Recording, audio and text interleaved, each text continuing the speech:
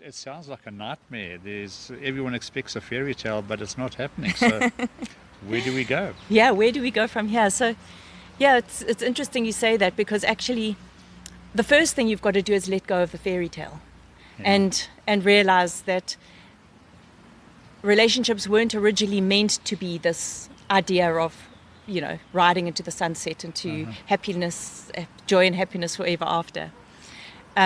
And that the real reason why you selected the person you did is actually more for the way that they're going to irritate you and drive you crazy.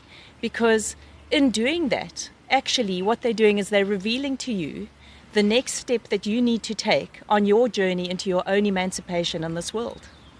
With them or with someone else?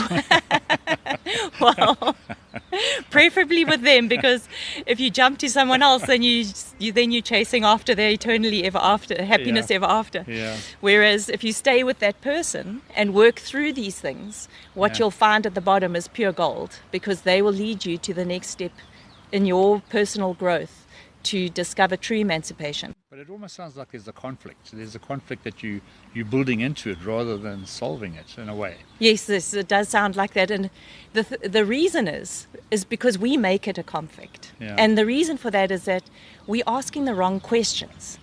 The question that we're asking ourselves is, if you irritate me, the question I ask is, how do I need you to be different so that I can feel okay about myself?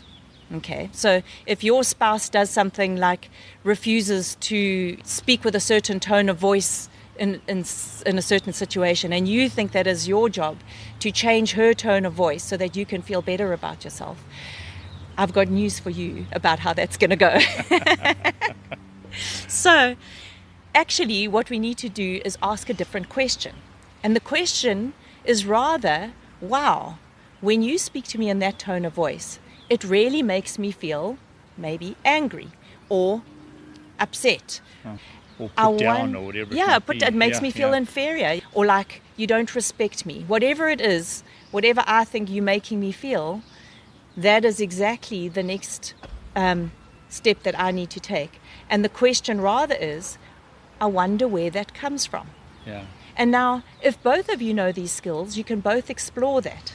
But you can kind of see that if that happened in a normal conversation, and I said, I wonder where that comes from, probably turn into another explosion where the other person comes out guns blazing, and then everybody erupts in another one of these conflicts. Yeah. So you have to know how to respond to that in order for it to actually be beneficial for both of you. Sure, because you can't really discuss anything like that if you're in an emotional state. You've got to be Absolutely. at a peaceful state.